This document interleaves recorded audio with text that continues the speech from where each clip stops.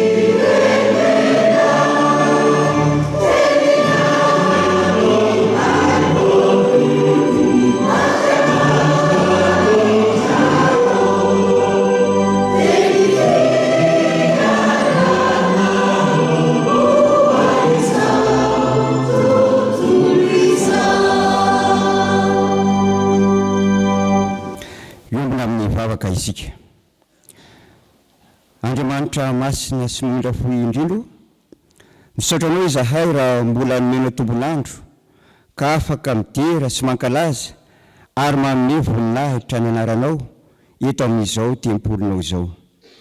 Isaoranay anao izao fotoana izao no mihatsarovanay ny fikambanana mampely baiboly izay misahana ny fanampahariana izany bokinao masina izany.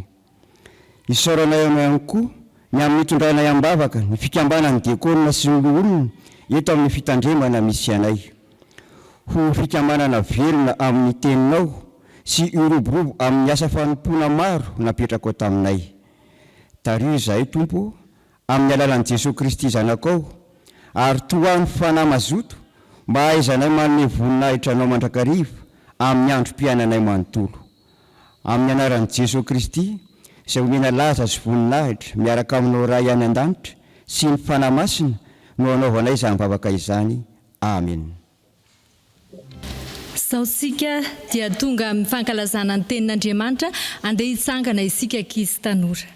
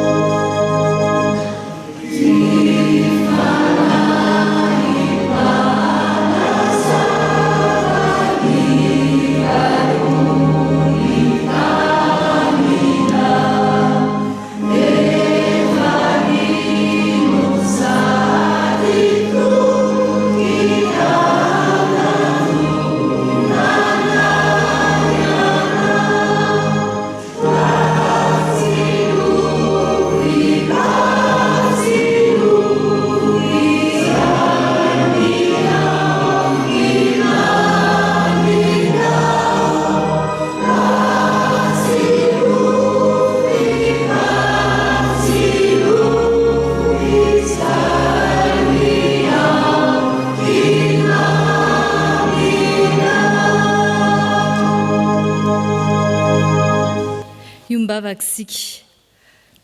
Misaotra anao izay Andriamanitro amin'izao fotoana izao indray fa omenao fotoana izahay andrenesana indray ny teninao. Misaotra fa voadika amin'ny tenin-drazanay ny Baiboly, ny teninao Andriamanitra, ahafahanay misitraka izany. Satria manan-danja aminay Andriamanitro ny teninao izay manisoa amin'ny fiainanay. Ankehitriny dia mitenena aminay fa vonina iaino anao izahay mpanomponao. Amin'ny anaran'i Jesosy nanaovanay izany vavaka izany. Amen. Timoty 2:7 ny andininy 9 tapany voalohany. Timoty 2:7 ny andininy 9 tapany voalohany. Ankizy tanora no angalantsika ny hafatra indray amin'ny tiany ity. Rehefa niarana hitsy sika, za mamaky azy dia rehefa avy eo tsika miara mamaky mamerina indray. Amin'ny anaran'i Jesosy, izay soratra rehetra no mentsindry mandrin'Andriamanitra dia mahasoa. Andao hoe hiaraka ankizy tanora.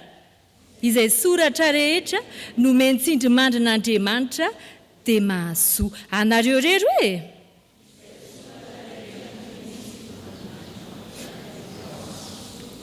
Ao amin'inona moa no misy ny soratra rehetra no mentsindry mandrin'Andriamanitra ankizy tanora? Ao anaty Baiboly. Aingana tsangany aloha ny Baibolintsika rehetrarehetra aingana. Iza mitondra Baiboly? Misaotra indrindra.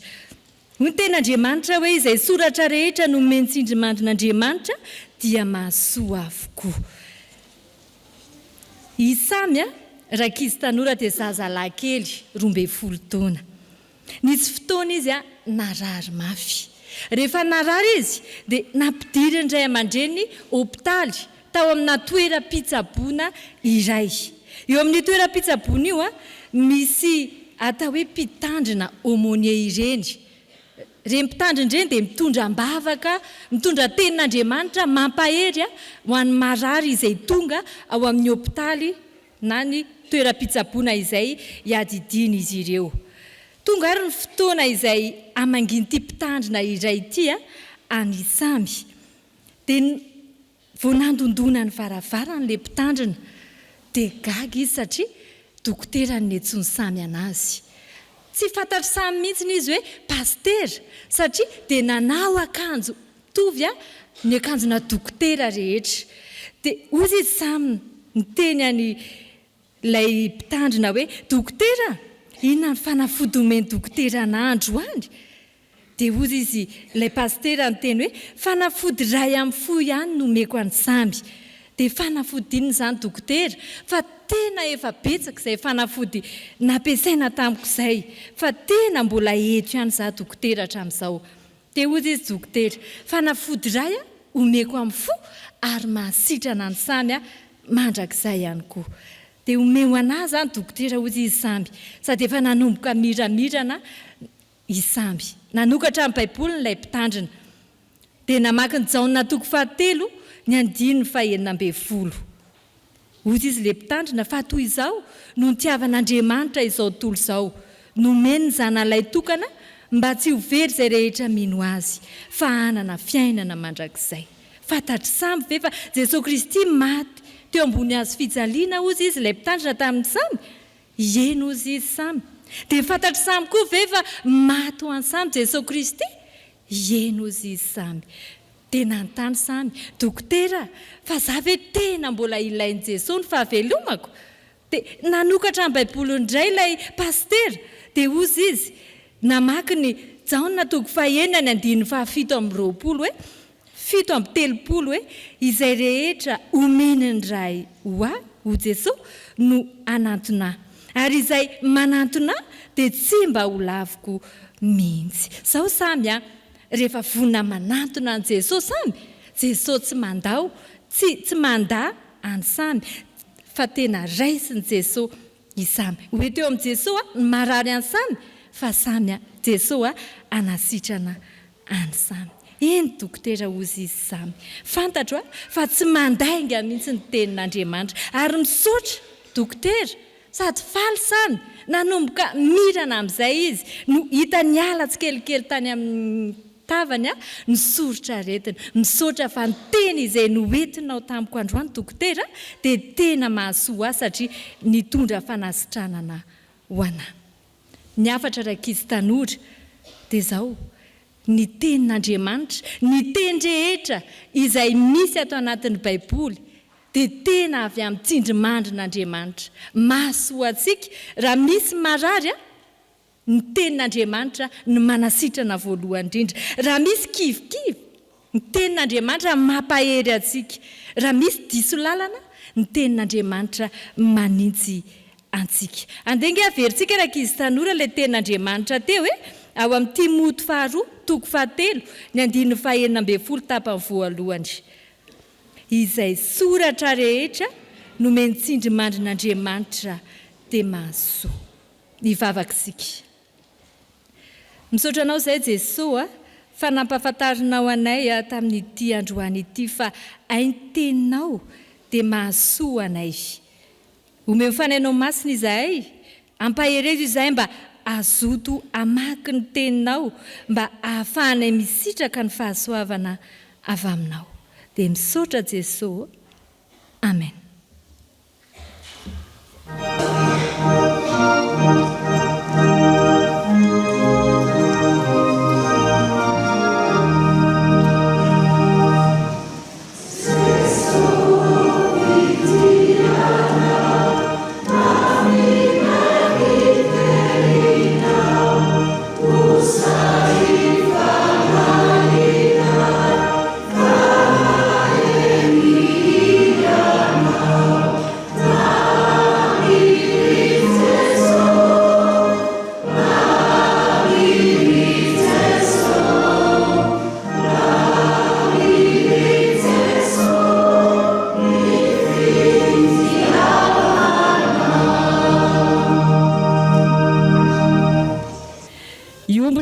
Vavakisika riavana. Mankalaza sy misaotra anao izay rainay malala fa nomenao ny teninao masina, ilay teny fahamarinana sy fiainana hatrizay ka ho mandrakizay, ilay teny fahasalamana ho an'ny fanahy sy ny nofinay, ilay teny velona sy mahery fanilo ny tongotray sy fanazavana ny lalanay. Tonga ary ny fotoana hamakina sy hanona ny teninao fanahy masino mameno anay. Tario marina tsara ny famakina ny teninao masina. Tendreo lela ny mpanomponao hitory ny teny manambarany ny hafatra marina sy madio.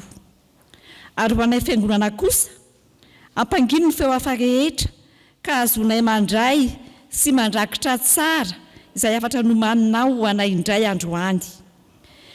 Tehirizo amin'ny fahasoavanao Jesosy Tompo ny teninao mba hitoetra ho vatsy ivelomana, ankatoavina ka hanova ny fisainana fa ho zary fiainana.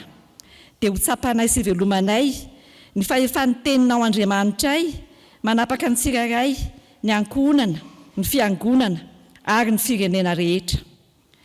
Mitenena ary Tompo fa miaino ny mpanomponao. Amin'ny anaran'ilay teny tonga nofo dia Jesosy Kristy zoko sy Tomponay no hanaovanay ny vavakay. Amen. Iaraka hamaky sy hiaino soratra masina isika ao amin'ny fanekena taloha. Boky ny mpanjaka voalohany. Mpanjaka voalohany toko 17, andininy voalohany ka hatramin'ny 9.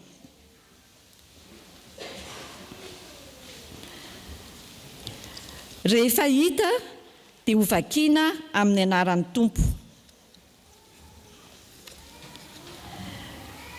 Ary indro nisy lelan'Andriamanitra avy tany Joda tonga tany Betela noho ny tenin'i Jehovah raha mbola nitsangana teo amin'ny alitara nodidin-kazomanitra Jeroboama. Ary ilay lelan'Andriamanitra niantso ny alitara araka ny tenin'i Jehovah ka nanao hoe: ry alitara, izao lazain'i Jehovah, indro izy zaza teraka ho an'ny taranak'i Davida, Tsiahy no anarany, ary ho vonoiny ka aterina eo amboninao ny mpisorona ny fitoerana avo izay mandoko didin-kazomanitra eo amboninao, ary taolan'olona no dorana eo amboninao. Ary naneho fahagagana andro izay izy nanao hoe: izao ny fahagagana izy no lazain'i Jehovah, indro hitresaka ny alitara ka hikorosaka ny lavenina izay eo amboniny. Ary noho ny reny Jeroboama mpanjaka ny tenin'ny lelan'Andriamanitra izay niantso ny alitara tao Betela, dia nanisitra ny tanany niala tamin'ny alitara izy ka nanao hoe: azony io, dia maty ny tanany nahinjy nanondro azy iny ka tsy azo niketrahana intsony. Dia nitresaka koa ny alitara ka nikosaka ny lavenina teo amboniny araka ny fagagana izay nasehon'ilay lelan'Andriamanitra noho ny tenin'i Jehova. Ary ny mpanjaka namaly lelan'Andriamanitra nanao hoe: mba hifony amin'i Jehova Andriamanitra aho ka mivavaho mba ho azo ketrahana indray ny tanako. Ary ilay lelan'Andriamanitra dia nifona tamin'i Jehova ka dia azo ny mpanjaka noketrahana indray ny tanany ka tonga tahaka ny teo.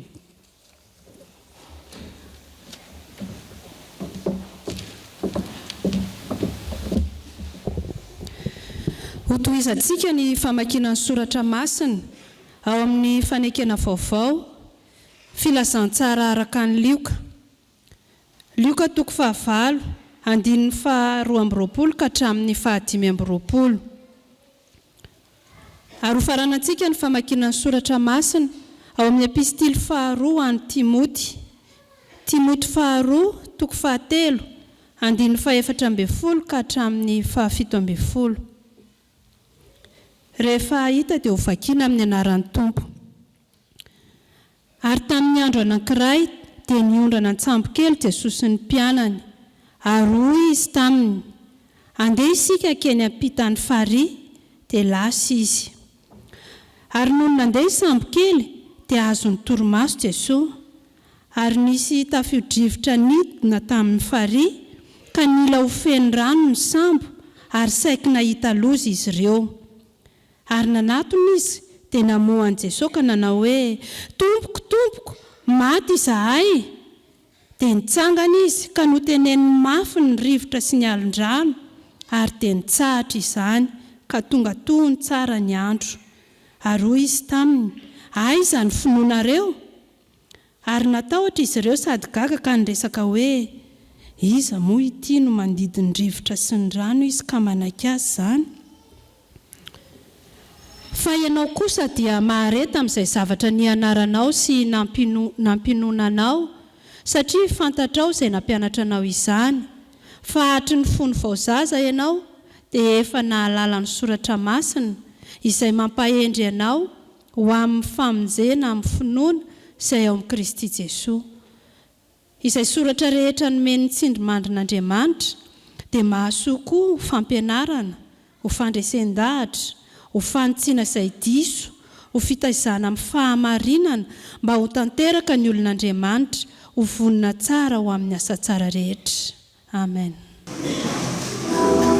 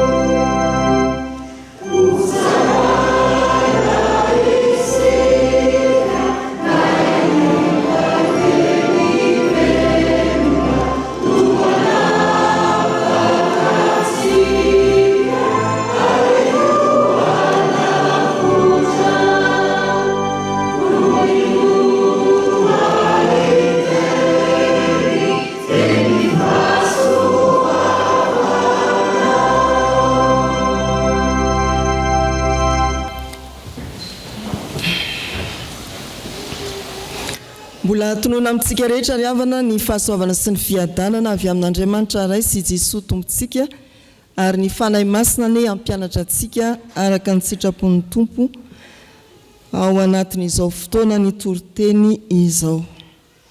Timoty 2:7 andiny 4:10 hatramin'ny 7:10 fa indrindra ny andiny 9:11 sy ny 7:10 farany. Timoty 2:7 andiny 9:11 sy ny 7:10 farany.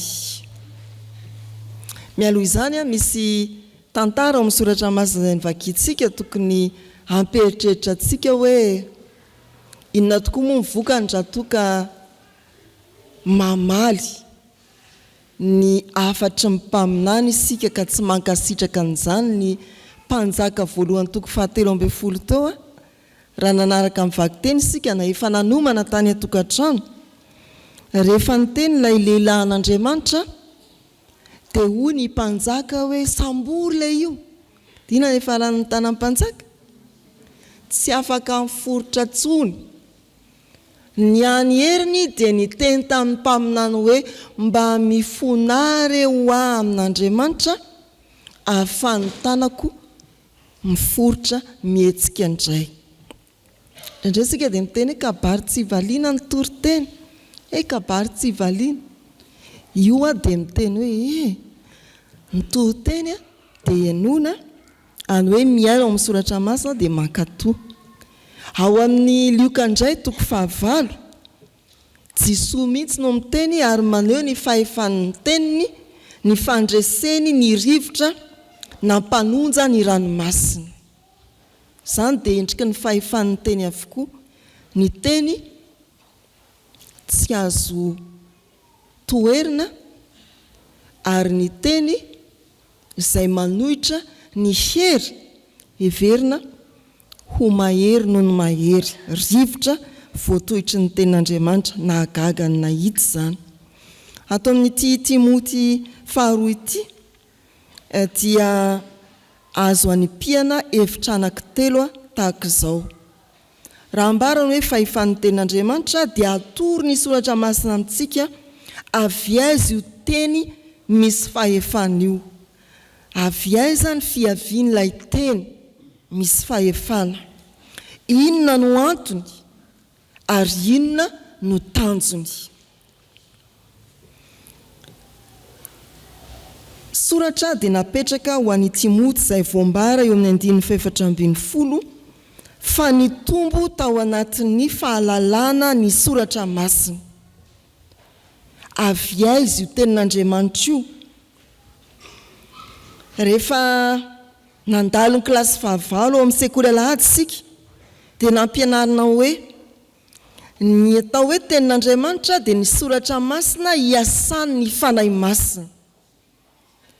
Ary hevitra amin'izany lahatra amin'izany indrindra ny 9:11 eto manao hoe amin'ny anaran'ny tompo izay soratra rehetra nomeny ny tsindrimandrin'Andriamanitra.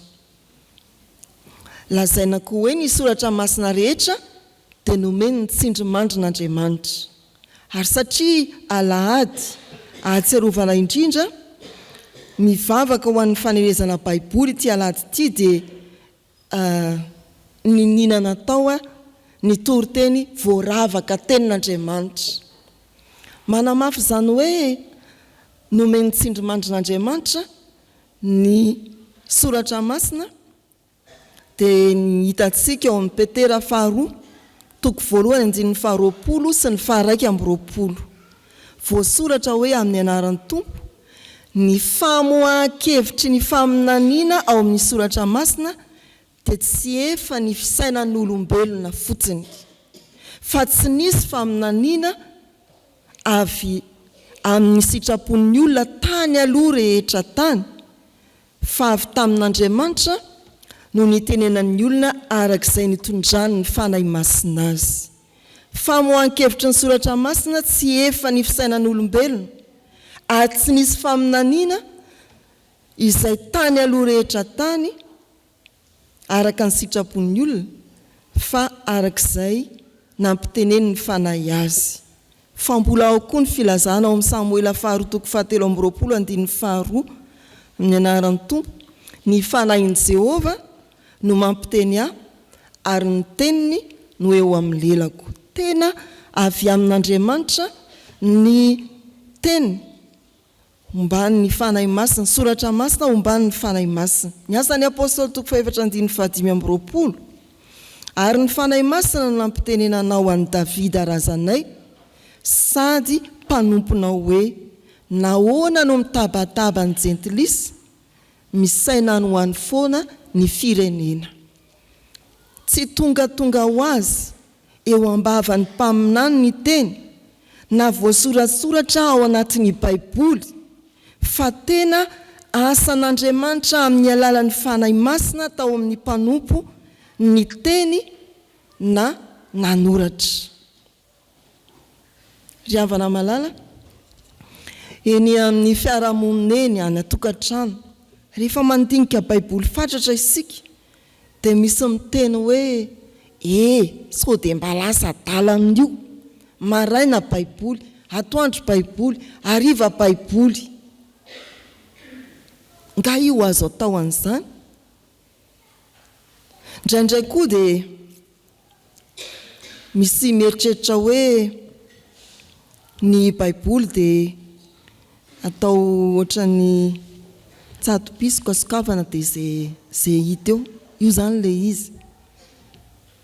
Mety hitranga tokoa zany, fa tsy tenin'Andriamanitra ny soratra masina raha tsy eo ny fanahy masina. Tsy misy famakiana Baiboly alasa adala raha toka ekentsika ny fanahy masina hampisy fahefana ny teny izay vakiana ka hatonga azy ho tenin'Andriamanitra manan-kery eo amin'ny fiainanao. Ny soratra masina dia nomeny ny tsindrimandrin'Andriamanitra. Izay antsonantsika dia ny hoe ekeo anana fahefana eo aminao ny soratra masina eo ambany fitarian'ny fanahy masina. Ny soratra masina rehetra dia nomeny ny tsindrimandrin'Andriamanitra. Ny faharoa ry havana, atao inona moa ilay soratra masina? Mahasoa hoy ny vaky teny teo, mahasoa atao inona? Antony 4: fampianarana, fandresen-dahatra, fanitsiana ny diso, fitaizana amin'ny fahamarinana. Izany no antony anomezan'Andriamanitra antsika ny soratra masina omban'ny fanahy masina ka hanam-pahefana amintsika. Ny Mika 2:7 dia mivaky toy izao amin'ny anaran'ny Tompo: tsy mahasoa izay mandeha mahitsy vany teniko. Ho fampianarana, mahasoa ho fampianarana. Ny Jaona 5:7 dia mampatsiahy i Jesosy manao hoe amin'ny anaran'ny Tompo: dinihonareo ny soratra masina fa ireny no manambara. Ny soratra masina dia mampianatra antsika ny amin'ny Jesosy, ny amin'ny tantaram-pamonjena atao amin'ny Jesosy Kristy. Mario fa i Jesosy raha miteny eto tsy mbola milaza ny amin'ny filazantsara na ny epistily, fa tena manambara ny testameta taloha. Hitantsika ao amin'ny testameta taloha zany fampianarana momba an'i Jesosy sy ny famonjena, ary mibaribary sy miariary ao amin'ny testameta vaovao. Natao ampianarana antsika ny amin'ny tantaram-pamonjena ny soratra masina, fa natao andresen-dahatra izay manohitra koa ny soratra masina. Rehefa niezaka andresy lahatra ani Jesosy tany anefitra ny devoly mba handikany ny sitrapon'Andriamanitra, ny valitenin'i Jesosy hatrany hatrany dia manao hoe voasoratra hoe nandresy lahatra ny alamaina ny devoly tamin'izany. Nandresy lahatra azy i Jesosy tamin'ny soratra masina. Ao amin'ny Titosy 2 dia ampaherezana i Titosy lazao sy anaro rarao amin'ny fahefana rehetra ny olona. Reseo lahatra ny olona, anaro rarao amin'ny fahefana.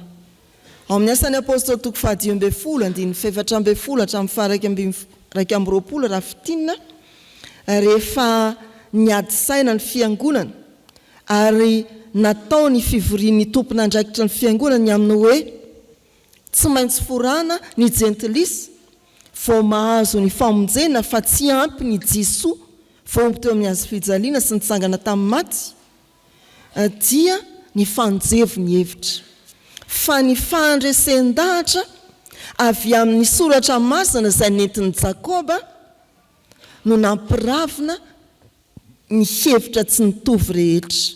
Jakoba dia nitsangana nampatia ny voalaza ny soratra masina ao amin'ny bokin'ny Amosy, milaza fa natao an'ny jentilisa koa ny fahasoavana, tsy mila famorana.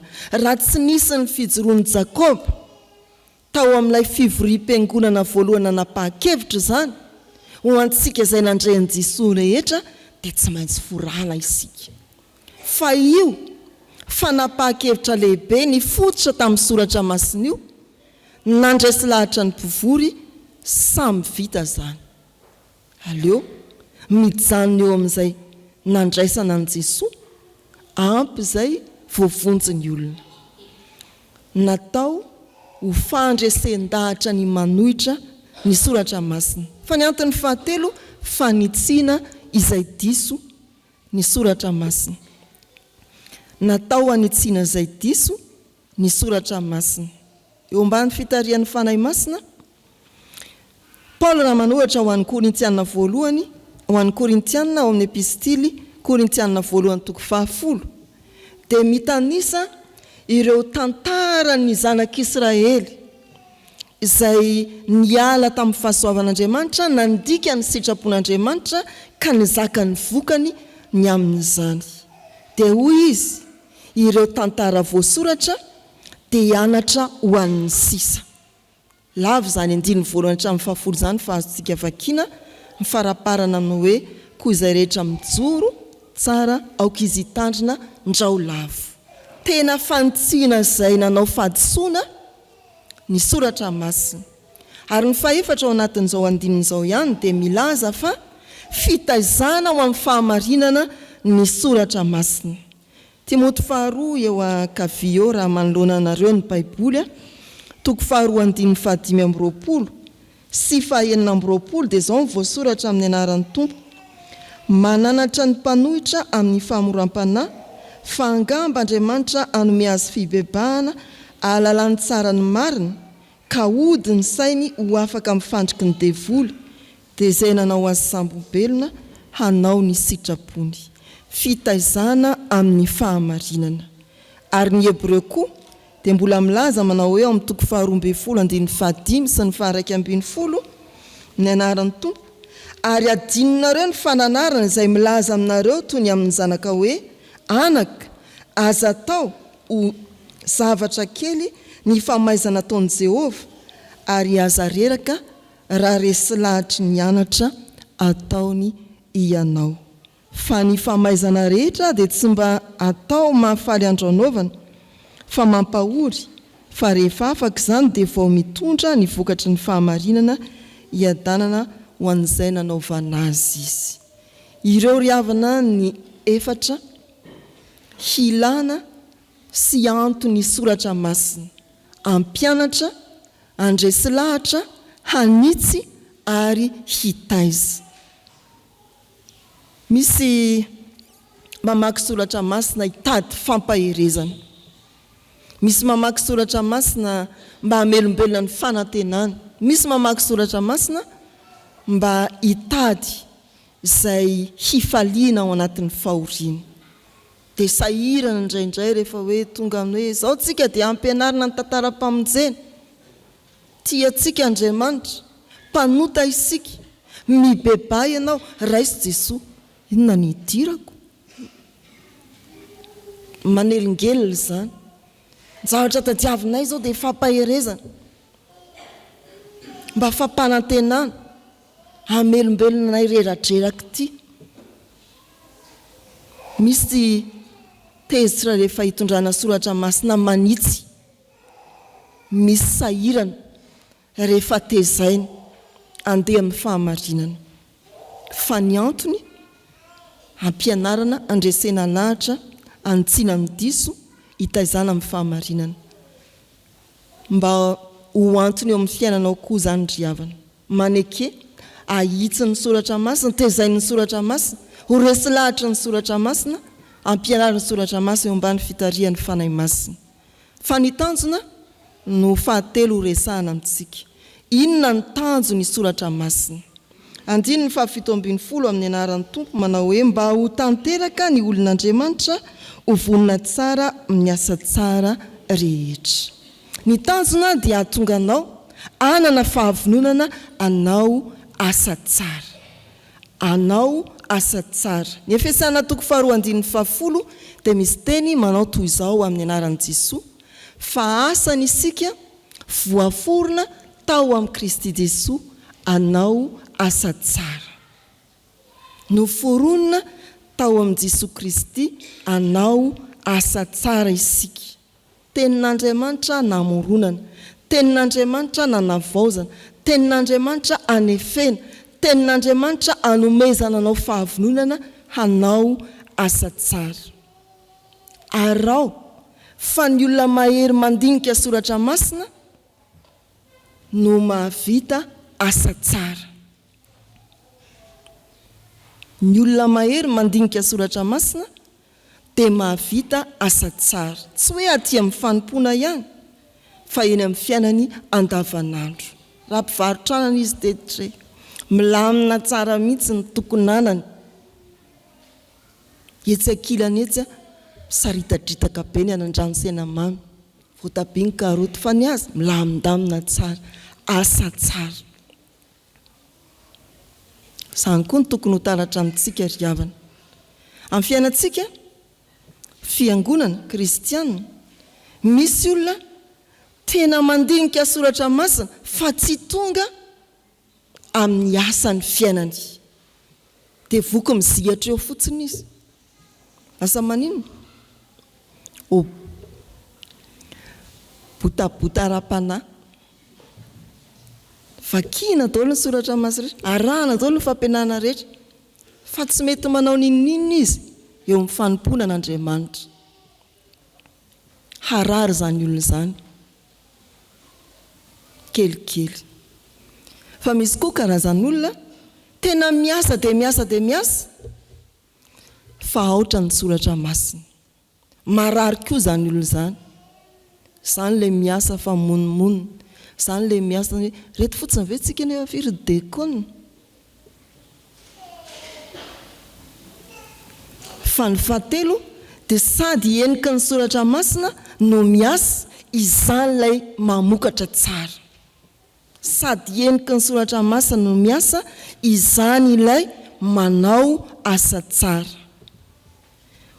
ho tanteraka ny olon'Andriamanitra ho vonina tsara amin'ny asa tsara rehetra antso fampirisihana ry havana ataovy enika ny soratra masina ny fiainanao mba ho isan'ny olona ahitana taratra asa tsara ianao raha mpianatra ianao dia mianatra tsara raha miasa ianao dia miasa tsara le tonga amin'ny ora ary mivoaka amin'ny ora arak'izay fanarahana raha mpanompon'Andriamanitra ianao dia manompo tsara izany no alalana hoe ity olo tia dia ilay enika ny soratra masina ny soratra masina ny tanjony dia ny anefy anao ny anofana anao ho mpanao asa tsara ndreo ary havana hevitra anankitelo ny fahefan'ny tenin'Andriamanitra dia mifototra amin'ny faneketsika fa ny soratra rehetra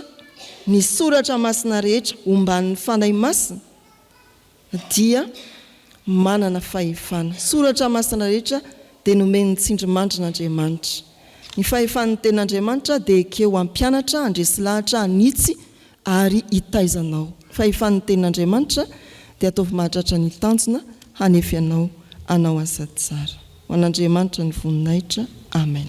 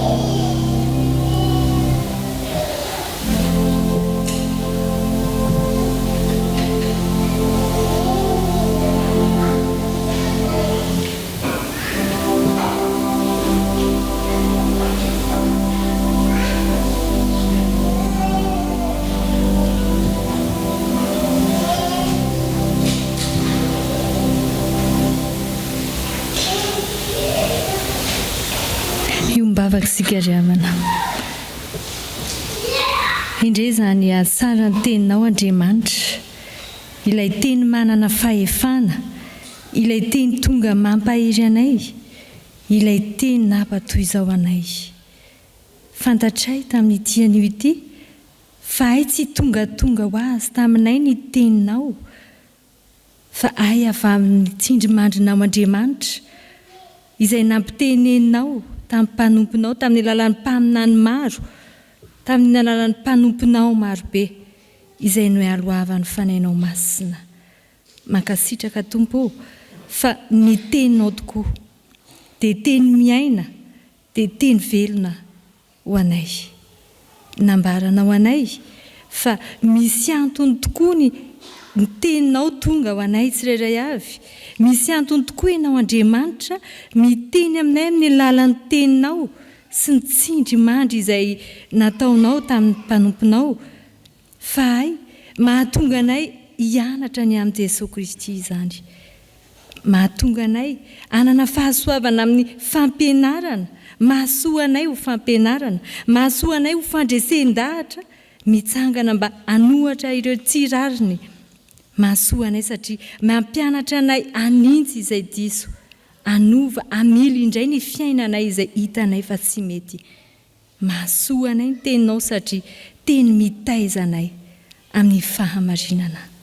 Tsy izany ihany fa manana tanjona koa kay ny teninao izay mahatonga anay hanao asa tsara ho anay tsirairay avy, asa tsara ho an'ny hafa eny amin'ny sehatry ny asanay, asa tsara ho amin'ny fanompoana anao Andriamanitra.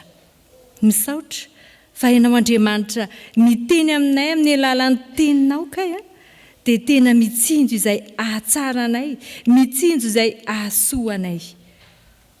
Kanefa Andriamanitra mahatsiaro menatra ihany izahay manoloana an'izany fitsinjovanao, ny ahatsara anay izany. Menatra ihany izahay manoloana an'izany fitiavanao anay izany. Fa izahay reto toa tsy mba manaiky taria amin'ny fanainao masina ka andy, ka rehefa mandre ny teninao Andriamanitra tsy mahatsapa fandresen-dahatra, fa iverinay mitovy ny teny rehetra ihany ny teninao. Izay rehetra reto tsy mba manaiky taria amin'ny fanainao masina, any ka indraindray manindrona anay ny tenin'Andriamanitra dia tsy mba mahay makalesona izahay. Izahay reto azany tsy mety resy lahatra amin'ny teninao, tsy manaiky ahintsy ny teninao, tsy manaiky ampianary ny teninao. Any ka tsy tonga ny tanjona izay anao asa tsara izahay, ametrahanao andraikitra izahay ato amin'ny fiangonanao, manao atsirambina ny andraikitray satria tsy tafapakany aminay ny teninao Andriamanitra, ny tanjony teninao Andriamanitra, satria tsy mahay mangataka amin'ny fanainao masina izahay, tsy manangim-piainana aminay izahay, ahafahanay manao ny asanao eo am-pelatananao. Fa toa fahazarana fotsiny ihany, toa voninahitra fotsiny ihany, toa fifaliana fotsiny ihany nanaovanay ny asanao. Ka rehefa tehanao izany izahay dia tehanao izany, rehefa tsy tehanao izany izahay dia tsy tehanao izany, satria tsy fantatray ny tanjona izay tianao apetraka. Ka ianao manana tanjona tsara ny anao ny asa, tanjona anay ny anaovanay ny asa tsara. Tompo, mamelany eloko ahy, mamindra fo aminay. Fantatray fa raha tafasaraka aminao izahay, tsy ny asanay ihany no lasa ratsy, fa ny fiainana mandrakizay anay mihitsy no tsy azonay. Mamindra fo aminay, mamelany eloko ahy. Amen.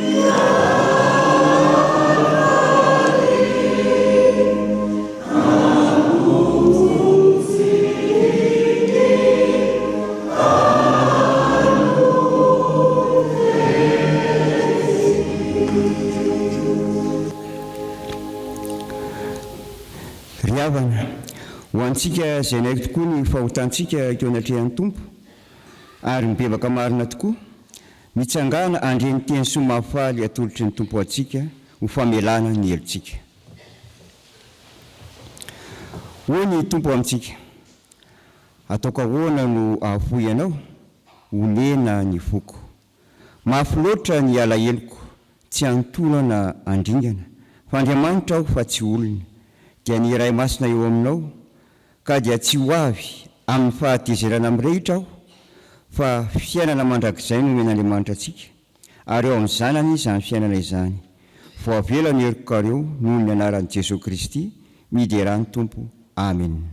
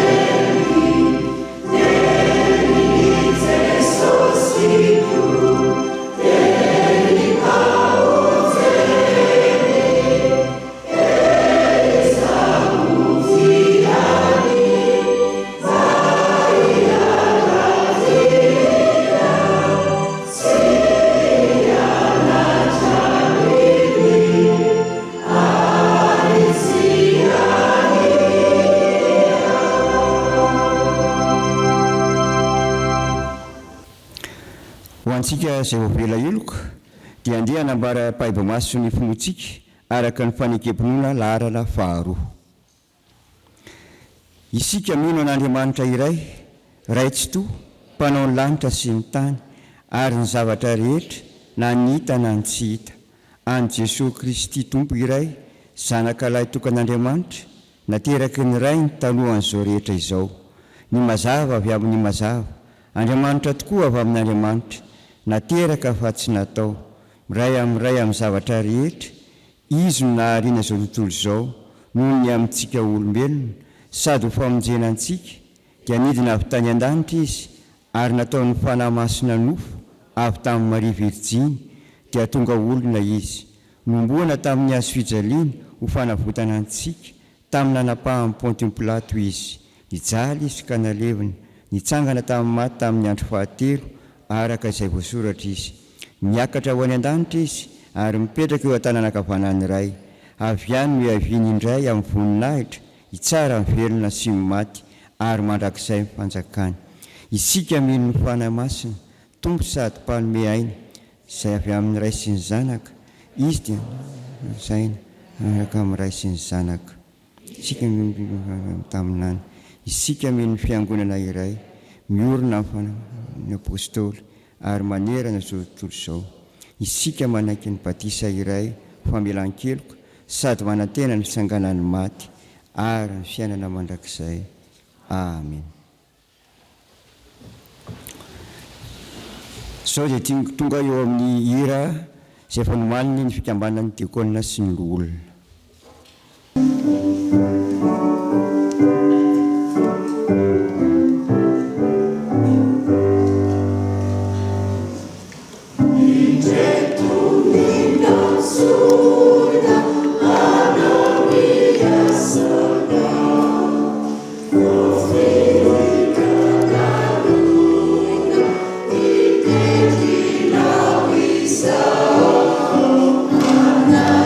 See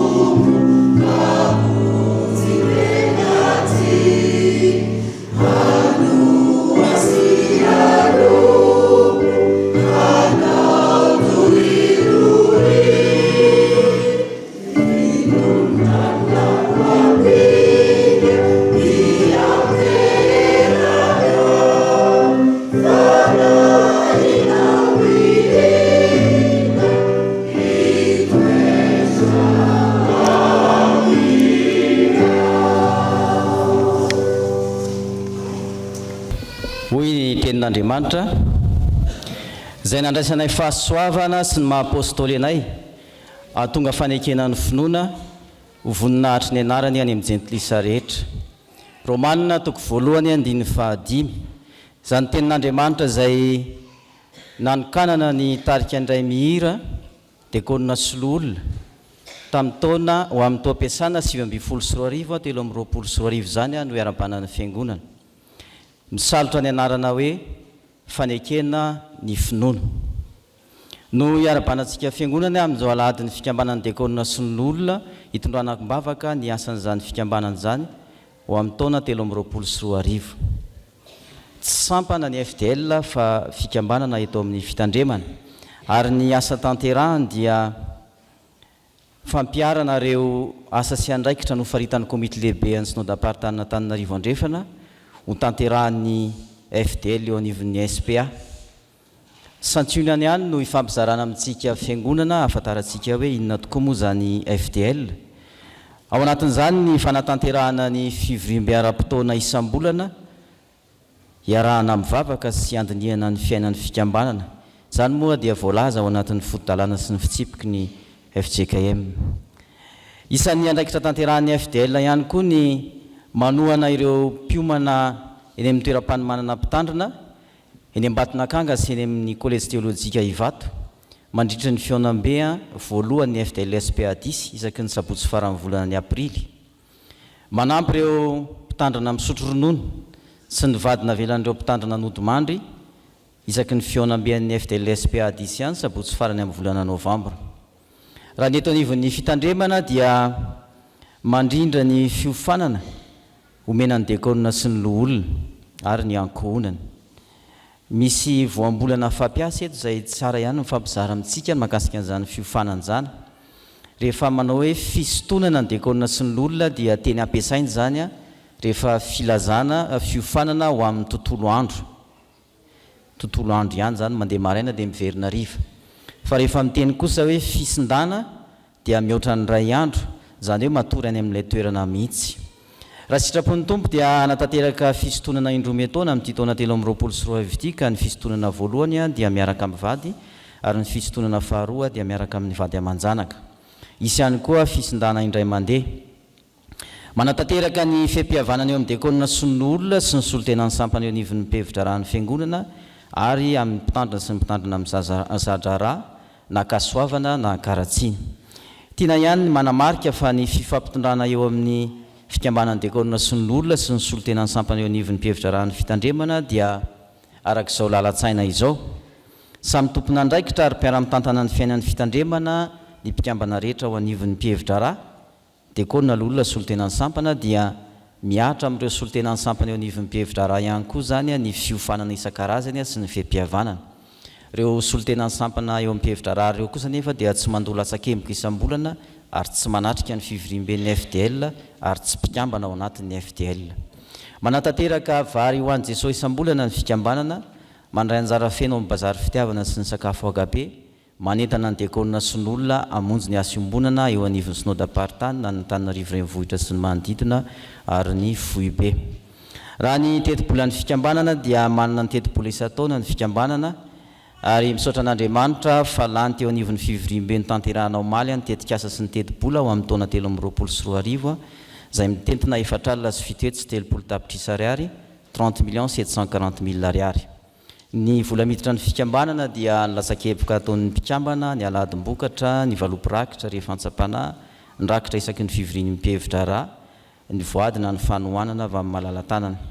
Vola mivoaka kosa dia ny varo an'i Jesosy, ny fiofanana, ny fiam-pihavanana ary ny adidy any velana.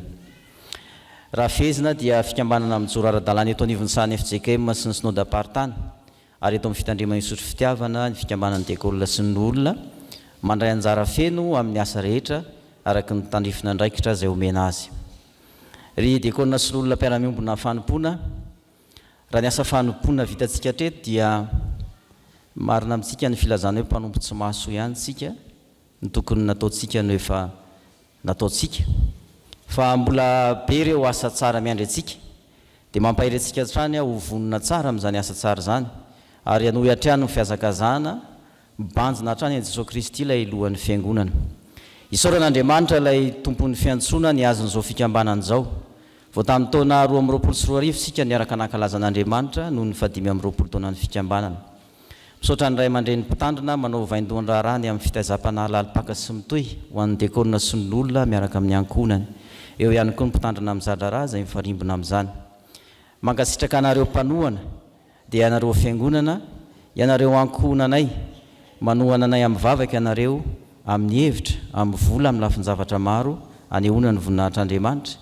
Andriamanitra ny hamaly fitianareo, ran'Andriamanitra irery-an'ny voninahitra. Sorato.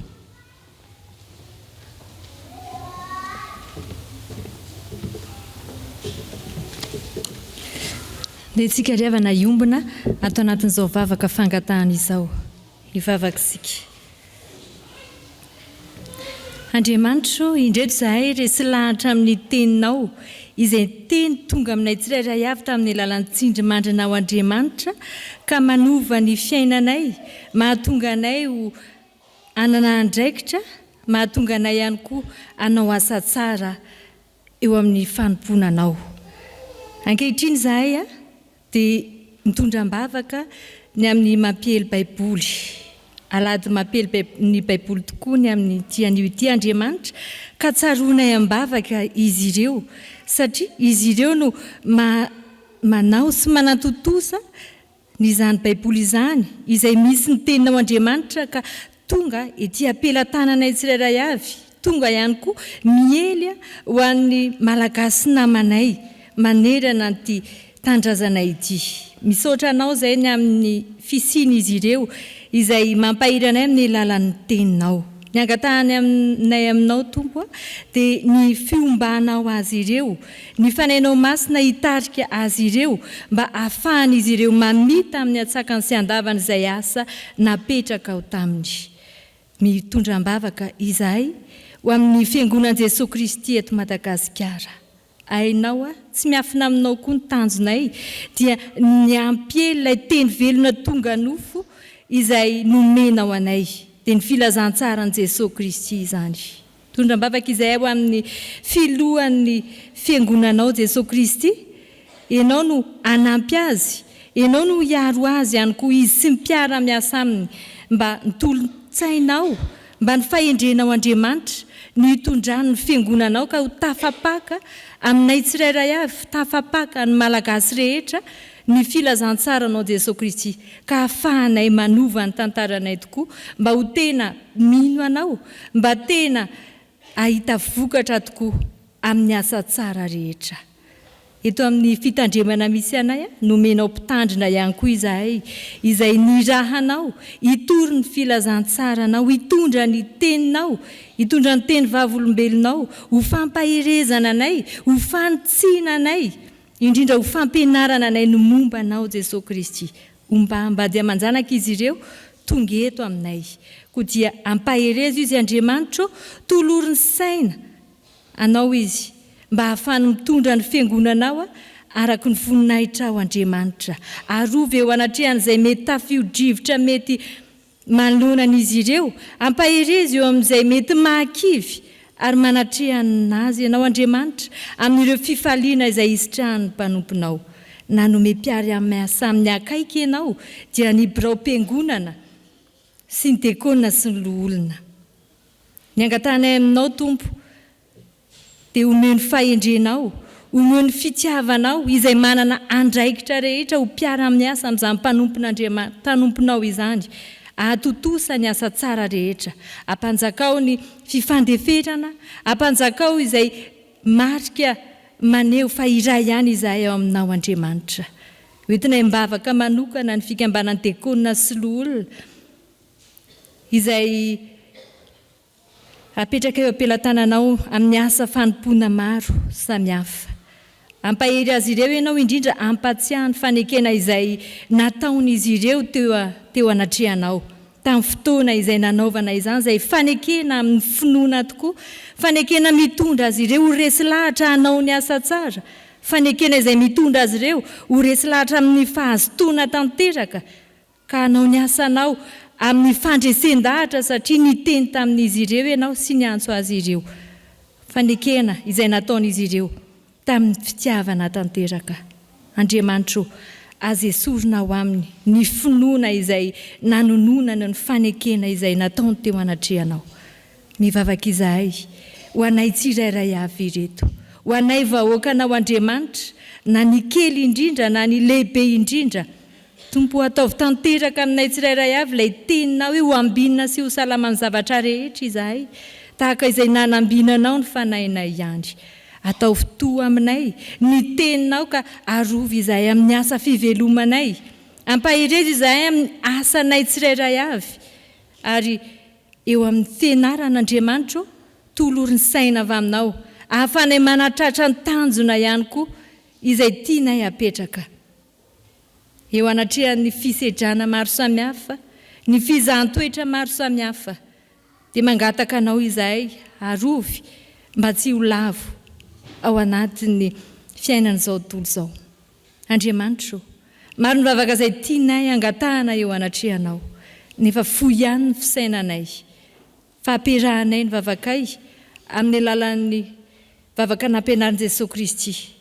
Anay manao hoe: Rainay eo sainy an-danitra, ho masina ny nenakanao, ho tonga ny fanjakanao, atao any sitraponao, ety atany takiny any an-danitra.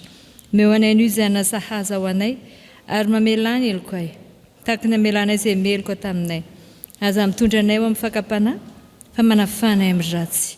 Anao ny fanjakana sy ny hery, ary ny voninahitra mandrakizay. Amen.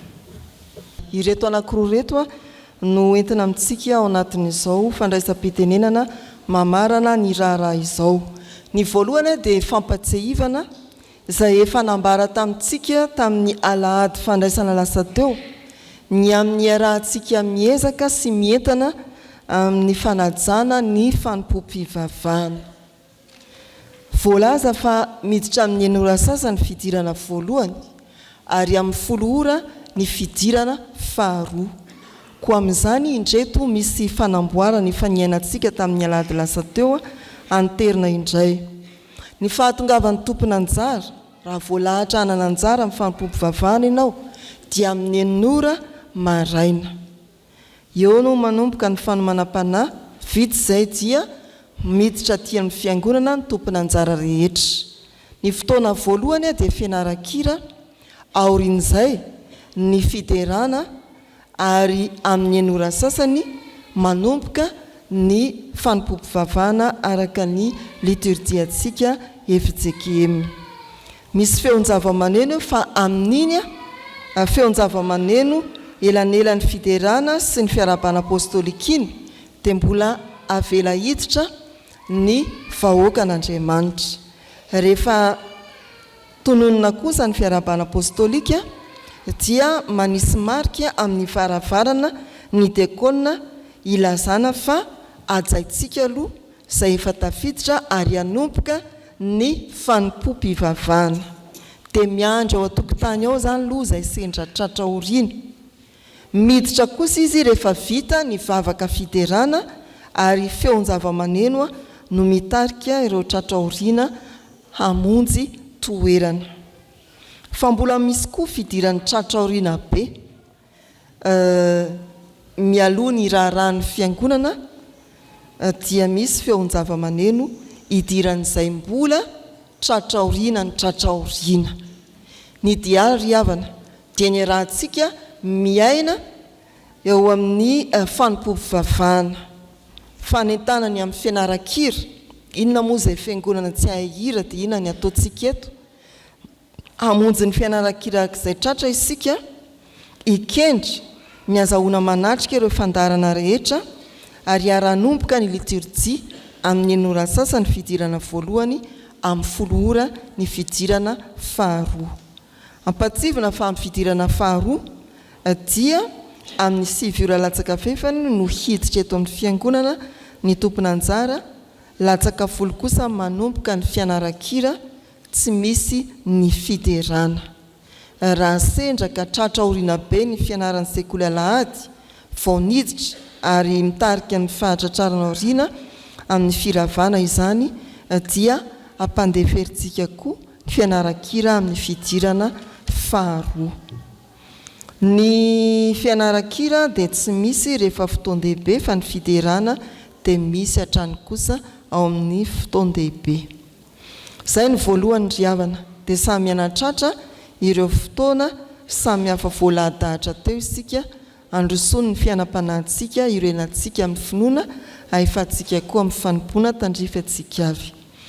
Ny faharoa dia mikasika ny herinandron'ny fianakaviana izay efa natolotra antsika tamin'ny alahady lasa teo koa ary ondraketina ao anatin'ity takelaka fanentanana ity.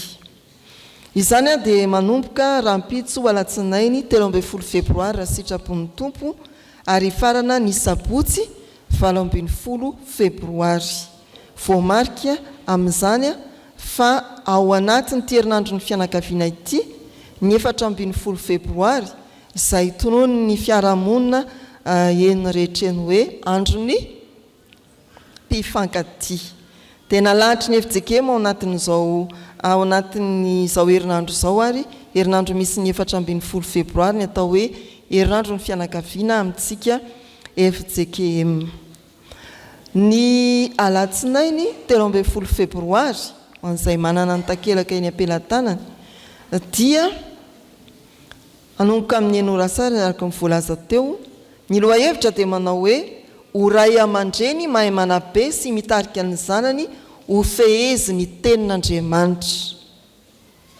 Ny anolotra antsika ny fampianarana dia ny mpitandrina andriamampianina zonantenaina mitondra ny fitandremana antratrehana miavao sodapartany afovoany andrefana ary isan'ny zandriny indrindra ao amin'ny mpiandraikitra foibe Fjkm. Ny talata 14 Febroary izay hanentanana indrindra ny mpifamofo ary indrindra koa isika efa manatokantrano ho fanambadiana tsara fototra sy mafiorina amin'ny tenin'Andriamanitra. Hitarika antsika amin'izany ny mpitandrina andriamampianina zaka arimasy izay filompanampy mpitandrina ao amin'ny birao foibe Fjkm mitondra ny fitandremana tanjombato martiora. Ny alarobia 15 Febroary mbola amin'ny enin'ora sasany ariva hatrany ho zanaka mahay manaja sy mankatoa ny ray aman-dreniny araka ny didin'Andriamanitra. Hitarika antsika amin'io ny mpanompon'Andriamanitra avy eo amin'ny mpiara-mamaky ny fikambana mpiara-mamaky ny Baiboly Andriamatoa Rafalimanana Kami izay tsy izoviana amintsika. Ny alakamisy 12 Febroary amin'ny enin'ora sasany ariva koa ho vehivavy endry sy mendrika mandeha araka ny tenin'Andriamanitra ho fitahiana ho an'ny ankonany. Hitarika antsika amin'izany ny mpanofana ao amin'ny fikambana mpiara-mamaky Baiboly Ramatoa Rakotondrambo Saoly izay efa mitondra fampianarana isaky ny zoma faharoa eto amintsika ary dia hitondra izany lohahevitra makasika indrindra ny amin'ny vehivavy izany izy alakamisy. Zoma 17 Febroary amin'ny enin'ora sasany ariva koa ho tokantrano sy fianakaviana feno fahasoavana araka ny fikasan'Andriamanitra. Hitarika antsika amin'izany ny mpitandrina Razafy ny arivo Fidson izay mpikambana ao komity ny fiainam-pianakaviana Fjkm. Ny sabotsy 12 Febroary anomboka amin'ny 5 ora hariva kosa dia ny lohahevitra manao hoe ho lehilahy matotra sy tompona andraikitra mampiadana ny vady aman-janany araka ny baikon'ny tompo. Ny mpitandrina Rakotobe Rajao-Manjato Doda Herso mitondra ny fitandremana zoara fanantenana Ambohipo izay mpanolo-tsaina ao amin'ny birao foibe Fjkm no amangy antsika hitarika amin'izany lohahevitra izany. Izy dia nanafatra manokana ny hoe ny ankonana dia hiara hipetraka fa misy zavatra mpanaovina antsika isan'ankonana. Raha eo zany dada, neny, zanaka miara-mipetraka amin'ny sabotsy. Raha neny tonga eo sy ny zanaka miara-mipetraka, izay ankonana iray dia miara-mipetraka. Izay ny hafatra manokana. Hitantsika amin'izany fa efa vonona avokoa ny zavatra rehetra. Ny anjaranao sisa, ny anjaranao tonga, ny anjaranao andray, ny anjara fampianarana, ny faharesen-dahatrao androso amin'ny fiainam-pianakaviana mivoatra sy tsaratsara kokoa araka ny sitrapon'Andriamanitra. Dia tongava ary manomboka rahampitso isaorana mialoha ireo sampanasa ary fikambanana hitarika ny fotoanany amin'izany. Koa rahampitso araka ny efa rentsika tamin'ny raharahany fiangonana dia ny vondrona fototra laika sy ny sampana vokovoko manga no mitarika antsika. Ho voninahitr'Andriamanitra ny fahatongavanao ary ny famalitsika rehetra ny fanentanana izay natao teo. Izao no hafatra tonona amintsika niatrika ity asa sy fampahirezana ity. Voasoratra hoe mampahatsiaro anao mba hamelomanao ny fanomezam-pahasoavana avy amin'Andriamanitra ao anatinao tamin'ny fametrahako ny tanako. Tsy mba fanahy mahatonga hokanosa no efa nomen'Andriamanitra antsika, fa ilay fanahiny mahatonga antsika ho feno hery sy be fitiavana ary mahay mifetena. Koa aza menatra ny hovavolombelo ny tompontsika. Amen. Raisoa ny Tsodrano izay tonoana sy atolotra amin'ny anaran'ny Tompo. Andriamanitra ny fiadanana izay nitondra ny Jesosy Tompo mpiandry lehibe hiala amin'ny maty, mitondra ny ranon'ny fanekena mandrakizay, izay ny hatanteraka anareo amin'ny tsara rehetra hanao ny sitrapony, ka hiasa ao anatinareo izay ankasitrahany eo masony. Amen.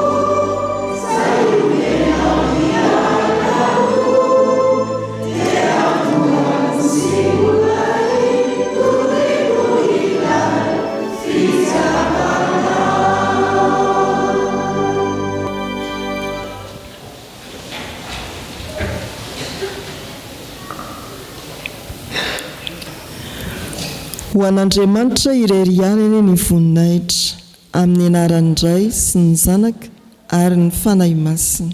Amen.